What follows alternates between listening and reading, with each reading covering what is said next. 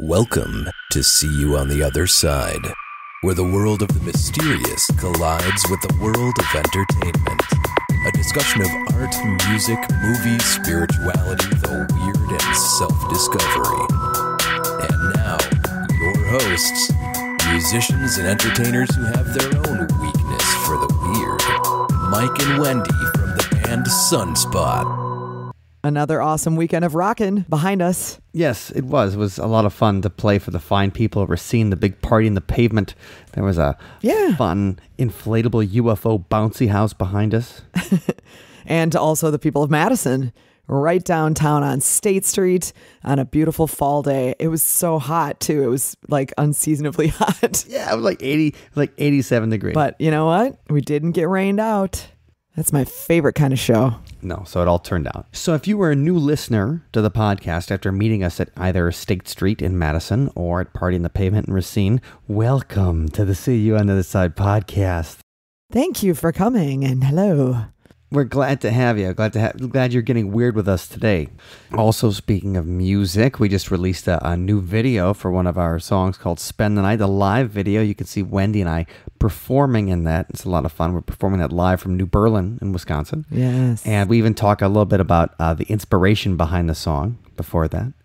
And Patreon members get to see the entire set from that night too. So if you're interested in that, check out our Patreon for that, because we're also going to hang out with our Patreons this week, aren't we, Wendy? We sure are. It's that time already. I can't believe a month has gone by, almost. Yeah. Since our last hangout. That's unreal. Even when you're not having fun, time goes fast. And I've met two of our Patreon members in person since the last one, so how fun is that? It is. So you guys can check that out. This Thursday night, we'll be all hanging out together, and you can find out more at patreon.com/sunspotmusic. So obviously, it's a lot of work when we're putting together a podcast every week, an original song every week. We're playing shows and also doing sometimes paranormal adventures on a weekly basis. It's a lot of work. Wouldn't you say it, Wendy? It is definitely a lot of work, a lot of time. Yeah. Now, I'm not going to complain about it because it's awesome. But what I am going to say is, did you ever see the movie Multiplicity? I did. Yes, indeed, I did. Well, who was the star of that? Was it Bill Murray? No, it's Michael Keaton. Oh, gosh. I know, it's like 22 years since that movie came out. But it's still great because the whole idea of multiplicity, it's a guy whose life, he's too busy. So he has to make copies of himself to do the things that, so he can... Clones himself. Yeah, so he clones himself so he can do more work so he can do more work at work, so he can spend more time with his family at home. And then the idea is that the copy is never as good as the original, and then he makes a copy of a copy, and then he ends up with a guy that... Oh, yeah. Yeah, right, like the dumb Michael Keaton's like, I like pizzas, dude. Oh, man. Anyway. Right. Multiplicity is a great Harold Ramis movie. Egon from the Ghostbusters worked on that particular film, and it's a classic. Like Harold Ramis also wrote Groundhog Day, directed that. I mean, fantastic film, and he played Egon, so you can't go wrong. But the reason we're talking about that today is like the idea of the doppelganger, the idea of a copy. They talk about that in Doctor Who too. There's a episode called The Rebel Flesh.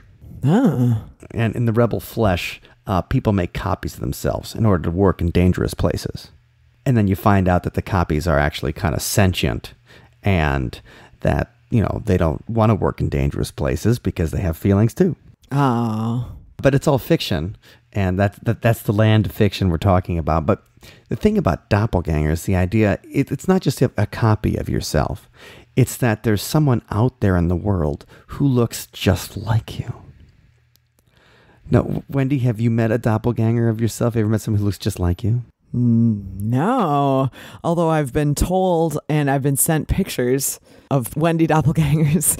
So one time our friend Terrence texted me a picture of someone that really, really looked like me. It was actually kind of scary. And then the other time was the time that Ben, our bandmate, was in Michigan and he was shopping and found a picture frame that he swore had a picture of me in it, like as just the default picture that came in the picture frame. Oh. So he actually called me and he's like, we're at the store. And he's like, did you ever like model for a picture frame company or anything? I'm like, what are you talking about?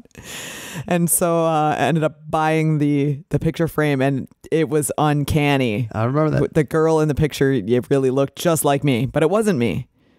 So it just made me wonder. Right, your doppelganger, your thief, your evil twin out there. How about you? Have you ever seen a doppelganger of you? No. It's probably the closest thing is somebody in high school. I think it was senior year. Somebody in high school met me somewhere, and they really thought I was another person. They came up to me and they're like, "Hey," and I forgot what name they said. And they're like, "Hey man, remember that time we spent at the Norris Farm?" And the Norris Farm is where like bad boys go. It was like a juvenile delinquent center that actually I didn't live that far away from the Norris Farm. I only lived a couple miles from the Norris Farm. I also had snuck onto the Norris Farm on several occasions because there was a haunted building there. Cool. Yeah, so I did go visit it, but I'd never, I never hung out with any of the delinquents. Not that they're bad people or anything like that. Well, some of them probably were, but I don't know. But either way, this guy totally was like, "Hey man, that time," and he's talking about these times we had at the Norris Farm together. And I'm just like, I don't know who you are. I'm sorry. I think you have me mistaken for somebody. You had a naughty doppelganger, somebody looking like you running around committing crimes, doing horrible things, getting in trouble.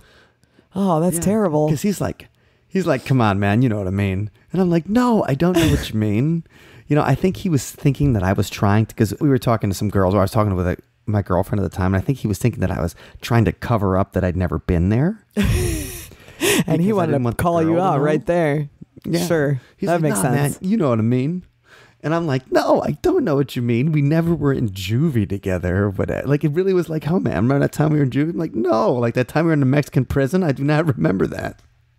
So I do have a doppelganger out there somewhere, and he's committing crimes right now, probably.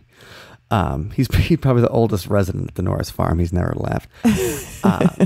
No, but the thing is that is that theory that, I think I read somewhere that the rough estimate is that because of the kinds of faces we have as humans, because of the kind of genetic differences and all of these different things, there's probably 7 people on the planet who look like you. The chances are there's 7 people who have the exact same features. What a creepy notion, though. Yeah. Because there's only so many features you're going to have. There's only so many shapes your eyes can be. Like, you can't have like a trapezoid or something. Otherwise, you look like a Picasso.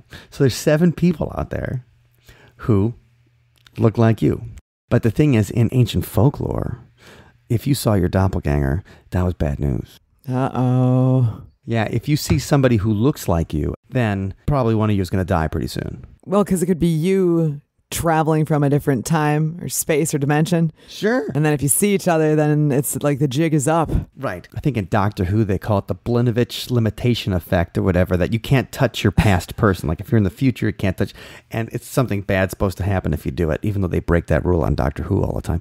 But in the movie Time Cop, the Jean-Claude Van Damme classic from 1992, that's the whole thing. You can't touch yourself. And that's actually how they get rid of the bad guy. Yes. In that, as they like throw them against each other, because the bad guy from the future is plotting with the bad guy from the past, and then you got to bring them together to end the timeline. Anyway, I just spoiled Time Cop for you. Here's a spoiler, guys. Jean-Claude Van Damme wins. Oh, and I was looking forward to watching that this weekend. Thanks, Mike. You ruined it. It's actually a fun movie. I'd recommend Time Cop. It's worthy. But you kind of see the end coming from the middle. Anyway, don't worry about Time Cop. What I'm trying to say is, if you saw your doppelganger, and in Irish folklore, they call it the fetch. Oh. The fetch is your supernatural double, it's an apparition of a living person. So it's a ghost of yourself. Oh, gosh, that's even more scary, actually. Yeah.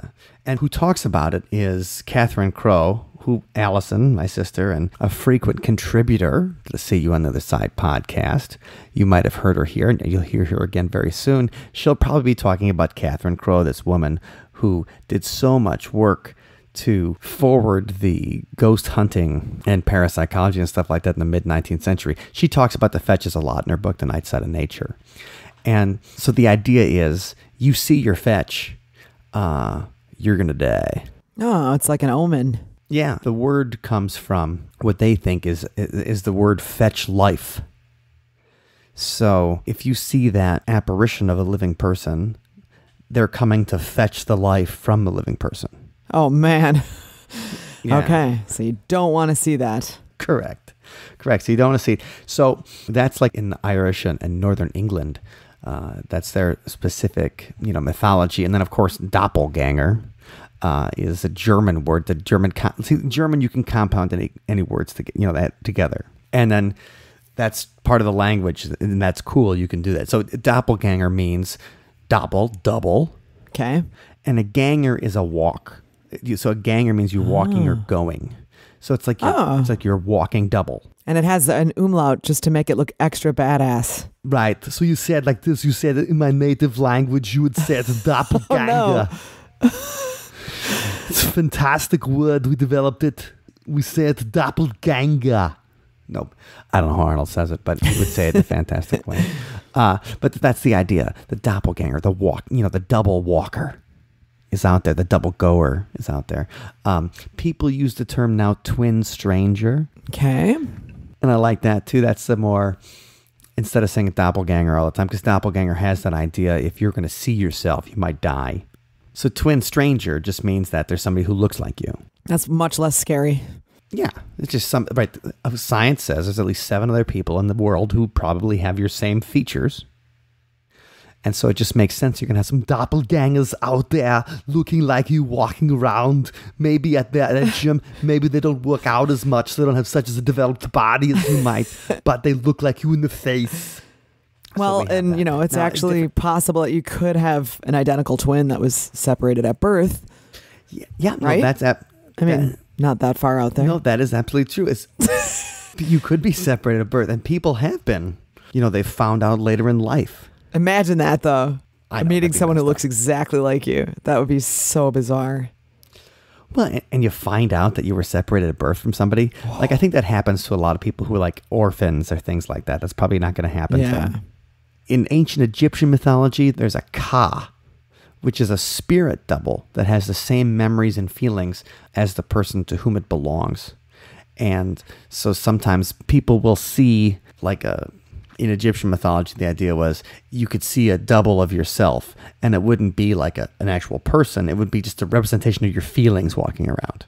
I don't think I'd want to see that. No. Just somebody crying all the time. Oh, God. It's just my Ka. Or angry. Yeah, my Ka's always in a bad mood. My Ka would be my evil twin. So there's different doubles. The idea that something bad's going to happen. If you see something kind of that goes through in several different European traditions. Okay, but the thing is, there are going to be lookalikes no matter what. Just like the evil me. Maybe he's not evil. He could have been reformed. He probably was reformed. Okay, so this guy's not yeah, evil. give the guy a chance. Come on. So did he have a goatee? He probably had a goatee, like Mirror Universe Spock. Right. But there's a lookalike out there somewhere. And that's the idea. There's somebody that looks like you. So, nobody cares if they look like me now because I'm not famous. But have you ever been mistaken for someone famous, Wendy? Or have you ever seen that happen where somebody's like, oh, you... Yeah. People used to think my dad was Mike Ditka. Okay, that's right. I knew that. I forgot about that story, but that's why I asked. So your dad's a picture of Mike Ditka without the mustache. Yeah. On airplanes and stuff like that, people would come up to him, actually approach him and ask, for an autograph or something like that. Sure. And I bet your dad flew out of hair plenty of times. So that'd be like, you never know who you're going to see. Right. If you go through that. Because I know I've seen celebrities in the airport. I saw the guy he's the dad from Juno. He played Spider-Man's boss in the Spider-Man movies. Oh, I can't remember his name right now. He's the Nazi on Oz. Anyway, you just see him he was in the Minneapolis airport. We just stood behind him. And he was a nice guy talking to people and stuff. And somebody recognized him. He was like, oh yeah, he's friendly, taking pictures. And he was in a great mood and stuff. But the thing is, you never know who you're going to see in an airport. So if somebody sees your dad, they might be like, oh my God, it's Ditka. Right. I saw Hulk Hogan once. You saw Hulk Hogan in an airport? Yeah. Well, that's awesome. Yeah, it was. But he was just walking. I didn't say hi to him or anything like that, but awesome. Yeah. I've seen Hulk live like a dozen times. I used to go to wrestling when I was a kid. Oh, man. Well, what we're talking about today is doppelgangers that replaced celebrities. The idea that a lookalike replaces somebody famous when they die or they retire or something. And one of Hulk's nemeses in the early 1990s was the Ultimate Warrior. And, I love Hulk Hogan, but when they did the promos for each episode, like Hulk's promos would be like, you know what I mean, brother? And he'd go in his whole thing and he'd talk about the vitamins and the prayers and the working out, man, and the strongest force in the universe, running wild on you. Okay, so that was his promo. And they generally made a little bit of sense. There's a great video when Hulk Hogan and like Macho Man Randy Savage are together. They're obviously coked to the gills. And and really, no. It was the 80s, right? Yes, it was like the late 80s, and their faces as they just keep inventing new ways to top each other and saying crazy things. It's a delight to see, and you can see they're like, oh yeah, and it's really exciting. But the thing is, Hulk's nemesis for a while, he was a good guy, then he was a bad guy, then he fought the Hulkster, was this guy named the Ultimate Warrior. And the Ultimate Warrior had like war paint. He wore war paint. He had not like rubber bands, but he had little streamers he put on his arms, and he was really buff. Well, he's a wrestler. They're all pretty buff, but some of them are kind of fat, but he was real buff. And his promos would just be cryptic. He would say things that just made no sense. They would just be like, the warriors across the world know that. And the reason I'm bringing this up is because one of the people we'll be talking about later also speaks very cryptically and sometimes makes no sense. Oh, and so the Ultimate Warrior would say these strange cryptic messages that you couldn't quite decipher. And then for a few months he disappeared from the WWF. He came back. His hair was a little different color. His makeup was a little bit different. His body looked a little bit different. And people said, well, what happened was the reason the Ultimate Warrior was away for a while is that he died and he was replaced by a new actor. Oh, man. Because all you'd need is a tan actor with sandy brown hair, really buff, and then he wears face paint the whole time anyway. So it'd be easy to get a new person to replace the Ultimate Warrior. And so that was the rumor. Now, in reality, what happened was he got into a salary dispute with Vince McMahon, the owner of the WWF, and he ended up getting fired and then rehired later. And when he came back, I think he changed his steroids. There's something where he like changed his workout routine. His body was a little bit different. His hair was a different color, like dyed a different color. So the whole thing was that he just changed a little bit, and you didn't get to see that change happen slowly because he was gone for a while. So he comes back, and people are like, well, yeah, obviously the Ultimate Warrior died and was replaced. Like he was that popular of a character. A natural assumption. But the thing is, people have said that sometimes in entertainment, when somebody dies, they'll just get replaced and nobody will say anything about it. And they'll try to pass off this imposter, this doppelganger, this lookalike as the original.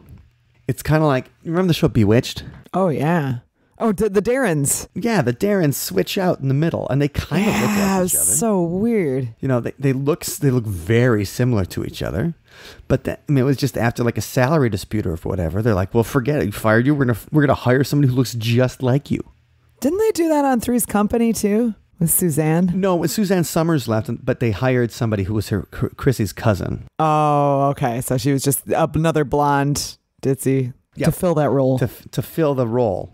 But they didn't just try to say like one day she shows up and, they'll do that on a soap opera or whatever because they have to shoot every day. So sometimes today, if you watch a soap opera, I guess I haven't watched a soap opera in a long time, but they'd be like, today the role of Jasmine is played by, and they would say some different actor's name, and then understudy would play them for the day. Oh. Yeah, because if you get sick in a soap opera, they're not going to wait for you because the show must go on. Yeah, right. You got to film an hour show every single week. They don't get the long season breaks like primetime shows. Anyway, but bring up Bewitched. They kind of snuck it one in on us. And even as a kid, I knew it's like, oh, I don't like this Darren as much as I liked. I liked both of the Darrens. But it'd be like, oh, you kind of had your favorite, Darren. And I watched a lot of Bewitched because it was about a witch. Yeah, that show was fun. It was a lot of fun. Speaking of Bewitched, in the 1960s, well, when the Beatles obviously were popular, starting in the early 1960s, but I don't think we understand the popularity of the Beatles today. Yeah, it's hard to. If you talk to a baby boomer, they're just like, oh yeah, man, the Beatles. Whew. Like the Beatles were on Ed Sullivan. 40% of the United States watched that show. Gosh, that's incredible. 70 million, I think 73 million people. 73 million watched that episode. 40% of the United States population watched that show. So when they talk about all these people wanted to be musicians after they saw the Beatles playing Ed Sullivan, number one, you had the 50 million people born between 1945 and 1960 or whatever, the baby boomers, who, born after the Second World War. And so there were so many people of that impressionable age. Mm-hmm. And then you have so many Americans who are, you've got radio going, you've got records, the mass media distribution. We have no idea. My Uncle Gary went to go see the Beatles when they came play at County Stadium in Milwaukee in 1964. Okay. And he's like, man, we waited in line so long to see the Beatles. I'm like, you saw the Beatles live? He's like, yeah. He's like, kind of. Because it's County Stadium, which is seated like how many? For 50,000 people, right? 55,000 people. Yeah. So it's massive baseball stadium, or it was at the time. And there's 50-some thousand people. And he's like, I saw these four guys walk out in the middle of the field, and they played for about a half an hour. And he goes, I couldn't hear a single note because the girls were screaming the whole time. Jeez. He said the girls screamed from the moment, like before they got on stage until after they were done. And he said it just was that's all you could hear. Imagine a touchdown for half an hour, a reaction to a touchdown for a half an hour. And that's what he heard. And the Beatles said, when they went to New York and had to take it's been 2 weeks originally was their invasion of the United States that happened in 1964. That was the thing. And so they had to reroute, or they would have decoys go out that looked like the Beatles. So the girls would chase them, and then so the Beatles could be safely escorted from place to place. So they'd be Beatle decoys, like wearing the mop top wigs. That's hilarious. When they were on the subway in New York City, they had to block off one of the ramps on the subway or whatever for people to get in, one of the exits, so the Beatles could go and so they could take the New York subway. It just, people were insane about them. And they still are. My 6th grade teacher, Mrs. Atkinson, I still remember this. We spent we had an England week. I think an England month, or that was one of the countries we studied in 6th grade. Okay. We spent a week on the Beatles. That's awesome. Yeah. And we watched Help. And I think we watched A Hard Day's Night too. We listened to a bunch of the music. I mean, we talked about the Beatles for a long time in class. And she's just like, oh man, I just love the Beatles. And she was at perfect age or whatever. She's like, oh man, the Beatles. Just so excited about them. And they're still, they're heroes to everybody. The ones that are living still, Paul McCartney and Ringo Starr. People still get starstruck when they talk about it. Howard Stern, when he talks about the Beatles. I forget, I was listening to an interview. You think Howard Stern is the richest radio person of all time. He's made more money in radio than anybody else has. Maybe Rush Limbaugh's made more, but very few people have made more money than Howard Stern. And you think he's been famous for 30 years, right? The biggest DJ in the planet. And still he's interviewing somebody who hung out with Paul McCartney on a boat. And he just wants all of the details. He's like, but you hung out with Paul McCartney. The guy's like, yeah, you got a lot of famous friends. He's like, yeah, I have a lot of famous friends, but none of them are Paul McCartney. True. So even to celebrities, he's the biggest, the Beatles are the biggest celebrities of all time, Sir Paul McCartney. Sir Paul, that's right. They gave him a knight. They knighted him. So the reason we're setting this up like that is because if Paul McCartney really died in 1966, why would you cover it up? What would be the reason? And they say that the reason was that the British government was worried that there would be a rash of young female suicides. Oh, my goodness. If it was discovered that Paul McCartney... So they thought it was a public service to keep the Beatles going. Wow. And so the rumor about Paul is dead is that Paul McCartney had been killed in a car crash in January 1967. like he got in an argument with everybody and stormed out of the studio and drove away in his Aston Martin. Ran into some hitchhiker named Rita, picked her up. She was in the car, and then she distracted him in some way, and he crashed the car and died. And because of the Beatle machinery, because they were such a huge business, they found a Paul McCartney lookalike, and he's the one who joined the Beatles after that. So the Paul McCartney lookalike replaced the original Paul who had died in this car crash, and the Beatles were so upset about it that they would leave clues in their songs. Right. And on their album covers. And they only did, like one concert after that, right? Now that's true, because the thing is, I remember the last concert, whatever, at Candlestick Park. August 29th, 1966. All right. So here's some of the clues that people thought. Here's the crumbs that people thought they were leaving, that John and George and maybe Ringo, but you really think he's leaving clues? Hey, now. He's just like, I'm happy to be here. Be nice to the drummer. Hey, they let me in a band. I can count to 4, kinda. Whenever I think of Ringo, I always think about that urban legend. I don't know if it's true. As like, why the drums start late on Let It Be. Or I can't remember the song. There's one of the songs the drums starts like the second verse, and it's because when they were recording, Ringo was in the bathroom, and that was the best take. But he like came running out at the end. He's like, "Hold on," and he just comes in with the like fill, scrambling and in. that's the one they kept. He's like, "Oh, God, it's but to go." Oh, poor guy. Yeah, because that was before they could cut things in and out so easily like they do now. Yeah. Right. Well, the Beatles, they were one of the first people to use 4-track recording. Right. The Beatles using 4-track recording.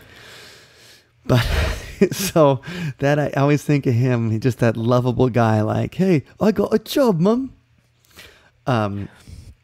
Poor Ringo. So, yeah. All right. So here's some of the clues that people had.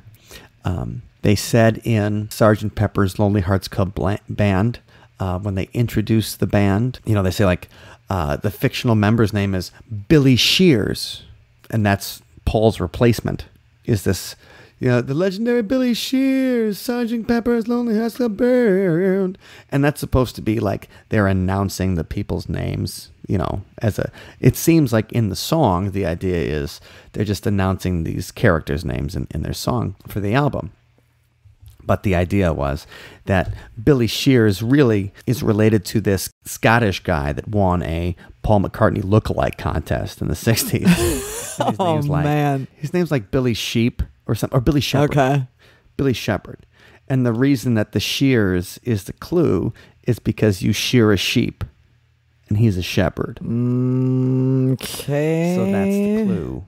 That it's Billy Shepherd who would replace this Scottish guy, had replaced Paul McCartney. Also, in A Day in the Life, John says, he blew his mind out in a car. And that's the idea that, Paul died in a car. Not very subtle, though. Right. But then the big one is at the end of Strawberry Fields Forever.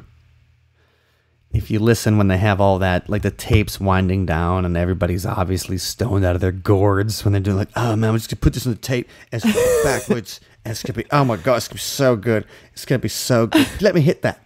Is that he says, I buried Paul. And it sounds like, I buried Paul. Oh, I buried Paul. And he says he's actually saying cranberry sauce. Nice. Okay. That's his vocalization. Now that sounds like more BS. To tell you the truth, that sounds like more BS than him actually saying I buried Paul. Yeah, seriously. That's stupid. I wouldn't even admit it if I had said that. No, but there's like a couple of different like outtakes or whatever in these different songs where John Lennon is saying like fruits and foods and things. Oh, so God. like he was using it as vocalizations. This was in the 70s, right? Late 60s. Okay, it all makes sense. Right, so that's why he said. So, these clues are coming in. But, how this all started, though, was that somebody from a Drake University wrote an article called, Is Beatle Paul McCartney Dead? And there was a rumor on campus at the time that the recent Beatles album, including, they talk about Sgt. Pepper in there, there's the whole Revolution 9, where you play Revolution 9 and it sounds like Turn Me On Dead Man, Turn Me On Dead Man. And actually that's, that Union Underground song, Turn Me On Mr. Dead Man, which they played on like hard rock radio all the time from like 2000 to 2005. Turn me on, Mr. Dead Man. Like that. I didn't realize that was based on Revolution 9, number 9. Number 9. And that song's got a whole bunch of great quotes from different rock songs in it. Anyway, Union Underground, underappreciated. It's hard to underappreciate nu metal because most of it shouldn't be appreciated at all. But that particular song is a gem from a time of a lot of turds. So that whole thing is that, okay. So why would they include Revolution number 9 on an album from the White Album? Why would they put that song on there anyway? It's like 9 minutes. It is a little weird. No one had tried a sonic experiment on a pop album like that before. And we didn't have Pro Tools and things where people could just make a sound collage. So they probably just were they were probably bored in the studio, put stuff together, were doing it back and forth. John, what crap did he say? This is my favorite quote. No, I love the Beatles, no question. And John Lennon is a lot of fun. But the way he talks about Revolution number 9 is the usual, it just sounds like the worst hippie stupid you hear. It's like, I want to make a song about how you would draw a revolution. Like what? Okay. So it was supposed to be an avant-garde work of how a revolution would sound if it was drawn. Okay. Which sounds like John blew his mind out in a car. Right. And that car was called the LSD Express. It's quite a trip, I hear. So, right. The idea that it's some kind of thing that he put a 9-minute thing where he's like, Turn Me On Dead Man. And Turn Me On Dead Man referred to Paul McCartney. Oh, man. Ugh. Right. It's just like, when people play Another One Bites the Dust backwards, and it kind of sounds like Freddie Mercury saying, decide to smoke marijuana. Oh, yeah, that's right. But it's like the guy in Twin Peaks saying it, though. Like, decide to smoke marijuana. It is, can you dance like me? Right. Right. That is how it sounds. Like, you're like, man, you think about when, that song was released and Another One Bites the Dust, and after all the songs in the 70s and everybody, like Queen really had to have us, like they really had to sneak that one in there. We're going to make a song about pot, and we're going to put it backwards, and it's going to be perfect if you play your record backwards like you're an idiot. Right.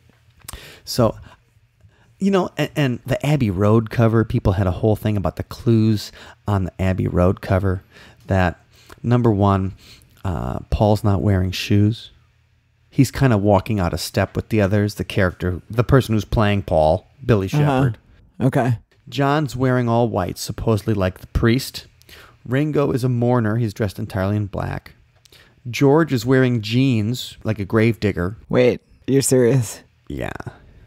I think we're stretching a bit here. Yeah, like people said that this was their idea. These are the clues. It's called seeing what you want to see. Right, completely. And the thing is, people put up pictures of the different shapes of Paul McCartney through the years. And they're like, well, this is, head size and facial shape. The eyebrows are different. The earlobes are different. Somebody says that he's got a chin scar in certain areas. They take the thing is, they're taking old pictures and blowing them up, number one. Yeah. All of this Paul McCartney stuff, and first of all, you're looking at somebody when he's 21 years old, and then when he's 50 years old, and now when he's 75 years old. You're looking at people through decades of their life. Mm-hmm. So, is that the same Paul McCartney? Well, I don't know, but if you look at a picture of me when I'm 21, I'm like 25 pounds heavier. I've got like a fat guy goatee. I'm probably wearing a Hawaiian shirt. Yeah, and there's plenty of people things that, you see nowadays, and then you see a picture of them as a young person, and you wouldn't know it's them. Correct. So, there was a whole conspiracy theory a few years ago that the entire Beatles were a fabrication. Yeah. That they were a created entity and that there was different Beatles. Like there was a whole bunch of them because there's no way that those 4 guys could have done all that work. Okay, maybe. But it's interesting, some of the evidence that they talk about it, though, is, I mean, because nobody believes that Paul McCartney actually died, at least not serious people. And, nobody's still into that conspiracy theory that think that, because you had the newspaper and then you had like a guy on a radio station talk about it for 2 hours one night. And that really is what kind of set it off in the United States, this conspiracy theory. And it kind of grew like that. And then, even with the internet, like conspiracy theories, and it doesn't seem to change. Like you can go to Snopes, but you can be like, Snopes be lying to you. You can't trust anything. I don't know. I don't think that things have changed. Right. No, people still, the way they talk to each other and the way they spread information. I heard this on there. I talked to a guy in there. I remember reading this on an internet forum.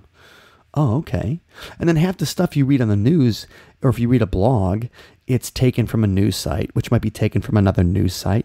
I looked at a news story today and I'm like, oh, that's interesting. I wonder where I can find the actual quote. I had to go back 3 different sites to find the actual quote, the actual interview, the person who actually conducted the news story in the first place. Wow. So if we think that we're smarter than the people were in the 70s, we're not. But what I think is interesting, though, is this idea that Paul McCartney, so he divorces Heather Mills in 2009, and it's a fairly ugly divorce. Oh, yeah, that's right. Right, it goes bad. It's not, he doesn't have this idyllic, he had, with Linda McCartney, he had this idyllic marriage. They never spent a night apart, or they never spent more than one night apart in 30 some years of being married, even though people berated her for not having any talent or whatever. They berated her, probably not as bad as Yoko. Yeah. But they still braided her. And Heather Mills is on Larry King. And she's like, you know what? I just told him that I know I don't want a penny. I just want you to protect me. I just want you to protect me from this machine. And I'll keep my mouth shut. Oh. Keep your mouth shut about what? Yeah. Yeah, like she was saying that, that Paul McCartney is a powerful, man. And obviously he is powerful. Obviously it's machinery of PR and agents and the wealth, goodwill of generations of people. Yeah. And he's, worth $500 million. And she said that if she'll spill the beans, and people are like, well, what she's going to spill the beans about? She's going to spill the beans about that. He's not the real the Paul original. McCartney. He's not the original. So, yeah, he's not the original. But the thing is, I mean, if he's not the original, he's been this guy for 52 years now. Yeah. So I would say he is the original Paul McCartney. Yeah, exactly. By now, if he's outlived. By now, the replacement is the real Paul. Right. But I mean, Paul McCartney is not the only one that this has happened to. Okay, I think the reason we even brought up the subject is Avril Lavigne. You guys remember Avril Lavigne? He was a skater boy. She said later boy. You remember Skater Boy? You remember, why'd you have to go and make things so complicated? Oh, yeah. She's a sassy little Canadian. And she was very young. She was 15 or 16 years old in the early 2000s.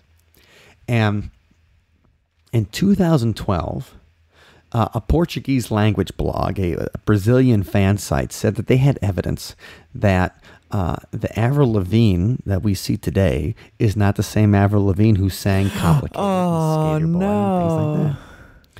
That's right. Now, she has a new album coming out this week and had a song called Head Above Water. She hasn't had a new record in 5 years. This is her first time back. This is her comeback album or whatever. And they're saying, well, Avril Lavigne's coming back again, but it's not the real Avril Lavigne. Oh, okay, so, what happened? Well, it's that when she originally became popular in the early 2000s, she was really young. Yeah. So she was 15. She's a child. So in order to better cope with it, she got a double named Melissa, a body double. And the body double would go out and it would go to a red carpet events and things like that. So Avril it would go. She had a ganger. She had a doppelganger. She had a doppelganger go to different places to look like her. Yeah, okay, so she can't handle it. So she gets this Melissa girl to go around for her. And then eventually, the real Avril Lavigne, she has some mental health problems and kills herself. And that's when Melissa steps in and takes over full time. Oh, no. Yeah. So, But the thing is, just to keep the machine going. Right, to keep the money machine going, so they can keep that sweet Canadian pop dollars coming in. So she hires the double, go to the paparazzi. The double then becomes her. And then here's some evidence. Number one is that like Avril Lavigne was tweeting something like some song lyrics, and somebody found like an old song lyrics of her writing it down from when she was like 16 and like song lyrics today, and said that the handwriting was all different. Another person they took the freckles on her left arm. They counted the number of freckles. Oh, come on. And said that the original Avril Lavigne has less freckles than the new Avril Lavigne or whatever. So like she's like, did they just grow freckles? Well, actually that is true. God. You can get yeah, they get sunshine. They appear and disappear from season to season. Yep. Eyes done. That the original Avril's eyes were very different. That they were just not quite the same shape. Some people said it was plastic surgery. I don't even believe that. I just think it was Photoshop. Oh, okay. Like when you look at the pictures, like how can you look at any picture, any celebrity picture put out by a publicist in the past 15 years and have it be believable? And you don't even, if you see a picture of me, do not believe it has not been retouched. Right. I will retouch anything. I'll retouch razor burn. Yeah. I mean, with Instagram and stuff, they have the little like beauty filters. So just all your blemishes go away. And we were looking on the way to Racine in the van, laughing because there's a face thinner, a teeth whitener. Right. And that's just on a smartphone. That's not even like, you don't even have to have photoshopping skills to do that. You don't have to have a team of people do that. So our faces are much fatter than what they look like in all of our pictures, everybody, just so you know. Oh, yeah. If you meet me in real life, I'm as ugly on the outside as I am on the in. Come on. So the thing is, all these Avril Lavigne death conspiracy blog posts have been recycled kind of as joke things because their new album's coming out. And she's using her hook on the new album is that this was about her struggle with Lyme disease. So I guess she had a deadly riff with Lyme disease for the past that's horrible. years, and that's why she's been out of commission. Wow, I didn't know that. Or at least Melissa had Lyme disease. I don't know about Avril. Right. But no, and they'll go into, there was some of her songs had clues. 2004 hit Nobody's Home is a clue to the suicide because it says she wants to go home, but nobody's home. It's where she lies broken inside with no place to go to dry her eyes, broken inside. Oh yeah, that song is pretty depressing. Yeah, but it just kind of sounds emo. Yeah. Like, right. I mean, there's so many songs like that. Yeah. If you want to take sad songs, I mean, just listen to a Radiohead album as you jump off a bridge. Oh. Like, those are the saddest sounding songs in the world. But Tom York, when you listen to him in interviews, he sounds like he's having a good time most of the time, actually. And you're like, hey, that's because a happy guy writes sad songs. He gets it out, exactly. He gets it out in the music. That's what music does. Avril Lavigne, the thing is, the people that made that original story in 2012, they admitted they were doing an experiment to try to see if they could start a rumor online. Yeah. So, Avril Lavigne, it's the real Avril Lavigne, right? Because when I think about Avril, do you think that this Melissa character would marry both the guy from Sum 41 and the guy from Nickelback? Like, next up is Bryan Adams and the guy from Rush. She's going to go through the entire, like, Geddy Lee. She's going to go through the entire Canadian rock rotation. No, but, so this is the real Avril Lavigne. They said it's just a rumor, but the thing is that a lot of the sites that make the jokes or whatever, that recycle the rumor, they neglect to put that the guy that wrote that site actually said that he started the rumor on purpose. And they just forget to put that in, probably because it's in Portuguese and you have to Google translate it. As someone that's worked in entertainment journalism now for a long time, I understand if it requires work, an entertainment journalist will not do it. So that Google Translate button wasn't going to happen. So Avril Lavigne, our verdict is she's still alive. Yay. Now, a couple more imposter stories. One that I always thought was fun is in the movie Bubba Hotep. Yes. It's the idea that it's very similar to Avril Lavigne. Like Elvis was sick of being Elvis. So he hires an Elvis impersonator to take over for him. Mm-hmm. And then that's the guy that dies, like eating a peanut butter and banana sandwich on the pot or whatever. That's the guy that dies. Aww. And it's, so the real Elvis is stuck in the other life he created. and he can never go home again. And so that's what in Bubba Hotep. And then when he's old man, he has to face off with a mummy. And I'd recommend that film's a fun. Joe Lansdale, the great Texas author who's done like the Hap and Leonard books and everything, he wrote that one really well. But there was a guy named Jimmy Ellis, a Southerner, and in the 1960s, here's a guy who looks a little bit like Elvis. He sounds a lot like Elvis, and that's his talent. They even had him re-record some Elvis songs. So different managers and record labels kept on trying to get this guy who looked like Elvis and sounded like Elvis to be successful, like an Elvis clone. And it never really worked out for him until after Elvis died. Uh-oh. So what happens is, like, his manager sees that Elvis dies, and it's like, all right, well, we got a guy that looks like Elvis and sounds like Elvis, and the real Elvis is dead. He hears about this novel that's coming out called Orion, the living superstar of song, that talks about a character definitely based on Elvis, becomes addicted to drugs, gets fat, kicks drugs, loses weight, fakes his own death, and restarts. All right? So he sees this novel. It's like, you know what? We're going to make an Orion album based on this book. And we're going to use we're going to make it a mysterious. So they have this Jimmy Ellis guy dressed in a little mask, wear the cape, wear all the Elvis stuff with a little mask on.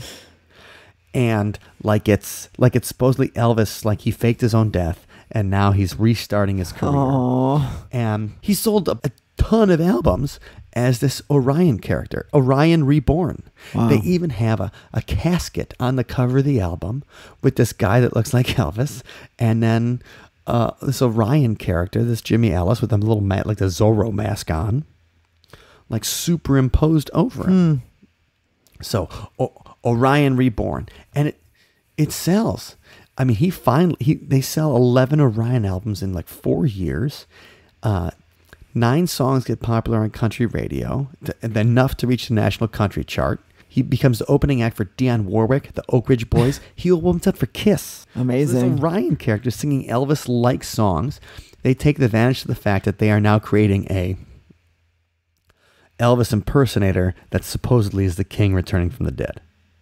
Okay, well, Jimmy Ellis, he's just like, forget it. After a while, he doesn't want to do it anymore, so he quits, unmasks himself, and tries to get success again on his own, and it doesn't work. He eventually gets killed in an armed robbery attempt on his pawn shop. Sad. Yeah, that's a drag too. That's a tough ending to that guy's story. But they used that narrative in order to sell albums. They used the king's death to try to make that happen. And we have this idea about artists that their authenticity, and we really feel this about musicians particularly, that they need to be authentic. Like the rapper Rick Ross, his character of a big drug dealer and stuff like that. He even named himself after this famous Rick Ross, Freeway Rick Ross, this guy that was a major drug dealer in the 1980s and went to jail. He named himself after that. When you find out that the real Rick, the rapper Rick Ross, actually wasn't a convict, he was a prison guard. It puts him like, oh, he's not so authentic anymore. Yeah. We like to think of our musicians as some kind of authenticity. They're artists. It's different. An actor, you expect it to be artifice. An actor, you expect them to be lying to you. That's their job. A musician brings you truth. Mm-hmm. I mean, I even think in this podcast, what we try to do with this podcast is that, we research this podcast like we're researching for the CBS Evening News. Yeah, that's true. Because we're talking about things where a lot of people like to lie about. We talk about paranormal stuff. And so if we lied to you, it wouldn't be any fun. Because the fun part is people believe this, or you believe something, or there's a kernel of truth that's hidden somewhere in there. Mm-hmm. And so something that just happened this weekend, and this is funny because we decided on this podcast topic before this even came out. It's very exciting. But Wendy, besides like your friends' bands, who is the artist that you've probably seen more than anybody else live? Besides, like, people we see, like local bands, we go see them all the time. Who's the person you've seen the most? Like a national touring artist. Yeah. Well, I think you know Mike because you were with me for most of the times that I've been to see him, but Andrew WK, of course. Right. That's right, Andrew WK, the original. Now, if you guys don't quite know who Andrew WK is, he's the guy that has the Party Hard song. It's probably, they still play that in like sports events and stuff. But he released this album in 2001 called like Get Wet. And we heard that like driving around and in Ben's pickup truck, and like it changed our lives. It blew our minds instantly. Yeah, we're just like, this album's so awesome. This music is so fantastic. Like, we go see him anytime he's played. In 2004, if you bought his album, I'm sorry, this is 2003 when The Wolf came out. When the first 1,000 people to buy his album, The Wolf, Wendy has a poster, it's like a signed poster of The Wolf on her wall behind her in the picture, right? Only framed poster down here. If you were one of the first people to buy The Wolf, then he would give you a call. And so I was like in that first 1,000 people. And so like we're about to go on stage like October of 2003 or 2004. And then Andrew WK like just calls and he's like, "Hey, is Mike there?" And I'm like, "Yes." He's like, "Hi, it's Andrew WK." And I'm like, "Oh, yeah." Oh, and we were all standing there excited, listening, like trying to hear what he was saying to you. And we were so excited. It was amazing. Yeah. It's Halloween night. I'm like, I'm about to go on stage and play a show. He's like, "That's awesome." And then he just, said some things. Then we went to go see him a little bit after that when he played in Milwaukee. He played in Madison on campus. We went to go see it. I've seen him, like half a dozen times over the past 15 years. And then it's South by Southwest this year. Yeah. Actually, we saw him in other South by Southwest too. Oh, yeah. He's usually there. So obviously we've seen Andrew WK 100 times. He's awesome. And so this weekend, this article comes out in the blog Stereo Gum about how is Andrew WK really who he says he is? And, well, what? And it's from this controversy. I don't know if it's a controversy, but this thing comes out in 2004 that there's a concert in New Jersey. It's a Christmas concert in New Jersey. Andrew WK comes out. The set gets cut short. And then the people who were at the concert start posting online, "Well, that wasn't Andrew WK who was at the concert. The set was cut short because it wasn't Andrew WK." Oh, man. And it's like, what? I'd be so mad. Right. So the set's cut short. And then all of a sudden, like his website gets hacked. And this guy named Steve Mike, Steev, so 2 E's, Steve Mike, the guy's name. He writes this like strange message on Andrew WK's message, or Andrew WK's website, hacks it and says like, "Stop trying to squeeze me out. I helped you become what you were supposed to be, blah, blah, blah." And says all these things like, "I'm here to, claim my credit and stuff." And people are like, "Well, what's that about?" And then they look at his first album, I Get Wet, and they see the executive producer credit is Steve Mike. And then they look up old articles about Andrew WK that are from like the BBC and stuff. And there's an article from England actually that shows a picture of Andrew WK, but it says the artist is Steve Mike. All right. That's weird. Yeah. And then when he's first touring the UK, 2 different sources, one the BBC and the other was the Guardian, said, Andrew WK, is he the savior of rock and roll, or is he just a hoax designed by Dave Grohl? What? Yeah. So then they say Dave Grohl, my other favorite, like created Andrew WK. Right. So Dave Grohl from the Foo Fighters and Nirvana's drummer. I'm confused by this. And he's the lead singer of the Foo Fighters. Yeah. A beloved rock star. That he's this creation. That it's all a hoax. Because the thing is, like we were talking before, like I said about the Ultimate Warrior would always talk cryptic. Andrew WK talks in a very cryptic manner. Oh my gosh, yeah. You read his like blog posts and stuff, and it's like, what on earth? It's all very positive, and it's all... And they make a lot more sense now than they used to. Because now he's writing columns for major publications. He's, he had a radio show, and it was and he kind of went into the motivational speaking arena. And in fact, I saw him when he was doing his little presidential campaign recently, representing the party.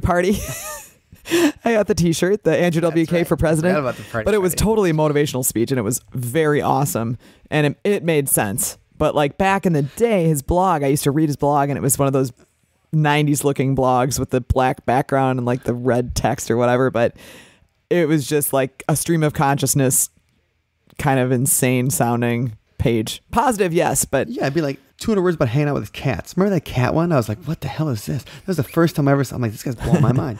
But you could tell there was some kind of, a lot of it was some kind of act in the way that it's a performance art. That's what we were saying, like cryptic, like an Andy Kaufman-esque kind of. Right. In that he's going all the way with his, even the New York Times does a profile on him, and the New York Times like, I think he's messing with us. The author was like, she didn't know what to say. So he's got this character that he plays that's always positive. This is everything's a party, and it's always about how everything you do can be a party. Find your way out of bad times. It's really nice, positive music and a nice, positive message. So it's not bad.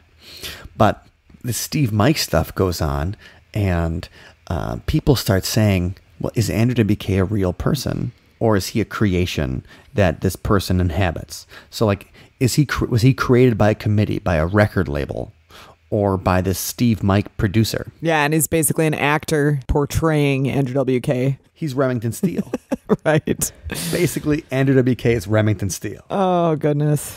Right. Is this Andrew WK, like, was it a fictional character created? Because there's this person named Andrew Wilkes Keir, whatever, who was born in Michigan, and his dad is like a college professor, and his dad was the head of the label that released his first album. And not Island Records, but like it was a Bulb Records in Michigan in the late 1990s, and so they released like his first music. And it does. But they're saying like his bio and everything. There's fiction in it right away. There's stuff that says that the WK was based on this murderer in Michigan. The WK was it was Andrew White Killer. Whoa. Or Andrew Women Come. Like his original bio says all this crazy stuff, and it says it doesn't really matter what the WK stands for. What matters is he's like, he effing rocks or whatever. Oh my gosh. Like the bio is full of some of this crazy, this like character creation. It says that his dad was a police chief in a town in Michigan, and that's why he was named after this killer. But the killer, whatever, was from 1987. Andrew WK was born in 1979. Okay. So all this, he says all this crazy stuff, and you can tell that they're creating a character from the get-go of this cryptic kind of thing. So keeps going. Andrew WK is not helping because people ask him, well, are you a real person? He always answers it cryptically, like, I am a company. I am a corporation. I am he's all these different things. He's like, I am all these different things. And he's like, I am not the same person I was in 2000. He's like, literally, I am not the same person I was in 2000. I'm not the same person who made I Get Wet. And you're like, oh my God, he's admitting it.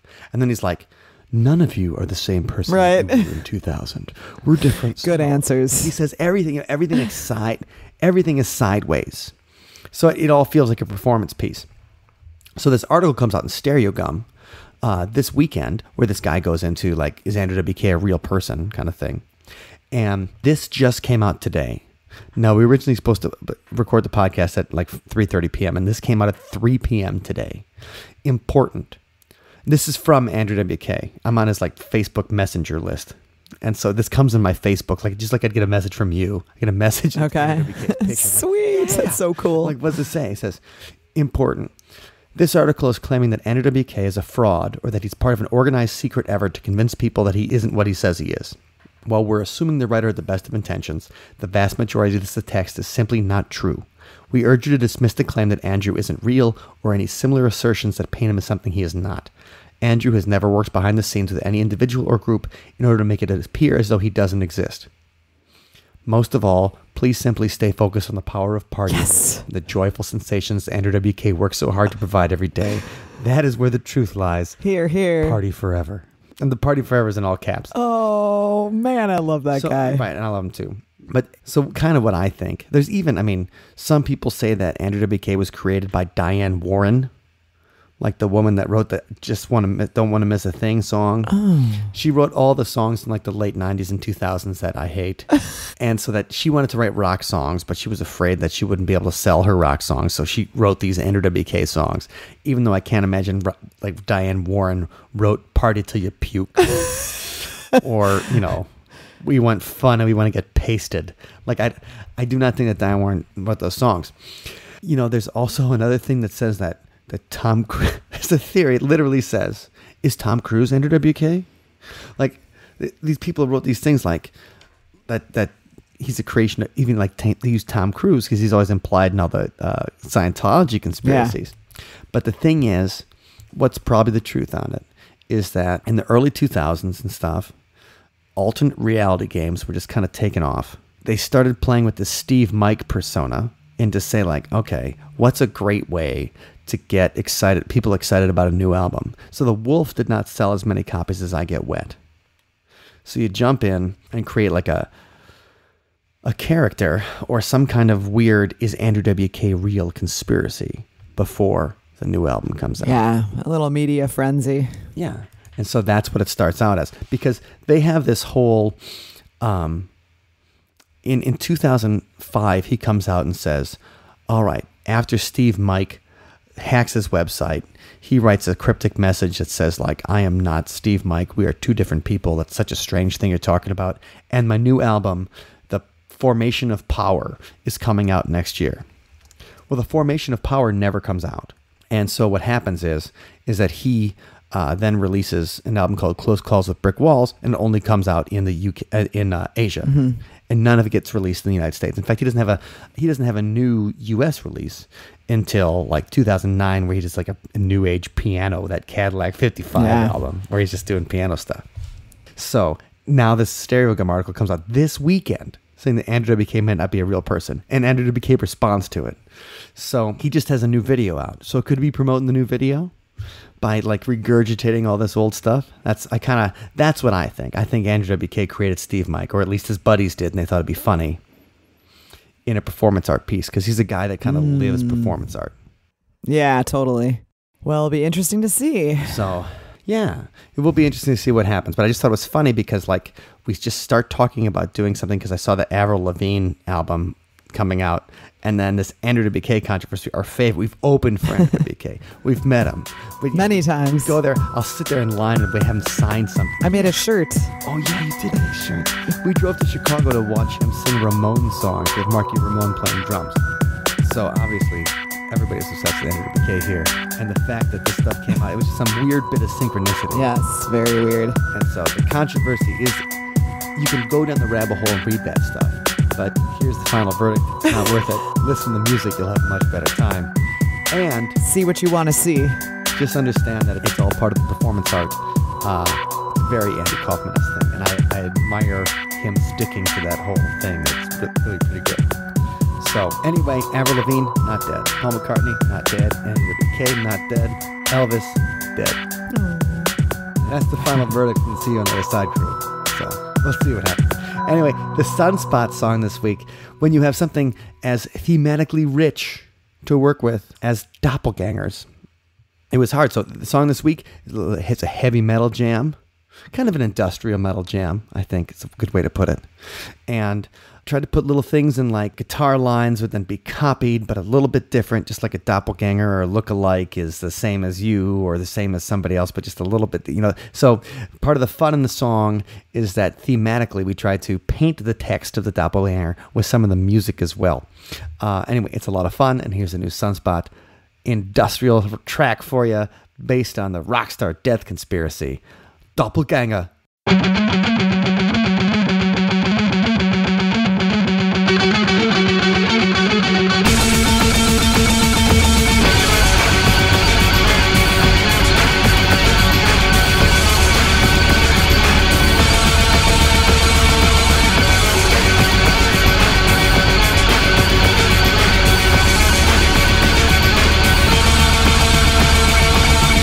There's a French who's got my face.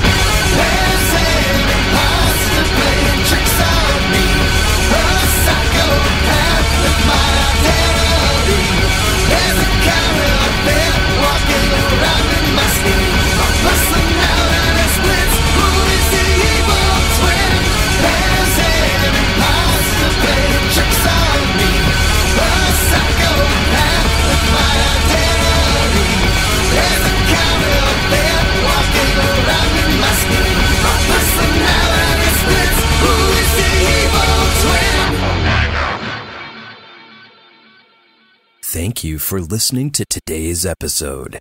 You can find us online at othersidepodcast.com. Until next time, see you on the other side. Well, we mentioned it before, Mike, but I got to say it again because I'm real excited for the hangout this week. It's Thursday night. That is September 27th at 7 o'clock p.m. Central Time. And all of our Patreon community members are welcome to join us. And if anyone who's not yet a community member would like to join us, it's not too late. That's right. You can check us out at othersidepodcast.com/donate. You jump in and you're going to get some extra fun stuff, stuff you're not getting anywhere else, part of the conversation. We get to hang out every month. And you get to contribute in ways of, do you have a favorite topic you want to talk about? Is there somebody you want us to interview? That kind of thing. That's what you do at the Patreon community. And you can find that all at othersidepodcast.com/donate. And a special shout out to our contributor, Ned, who we had the pleasure of seeing actually last week at our performance down on State Street here in Madison. Thanks for coming to the show, Ned. Always great to see you. And thank you for being a wonderful supporter of Sunspot and See You on the Other Side. This shout out is for you. Yeah, Ned. And we love to shout out to you guys every single week on the podcast. So if you check out othersidepodcast.com/donate, you can be part of the cool crew who gets to steer the ship when it comes to what side we're going to visit next.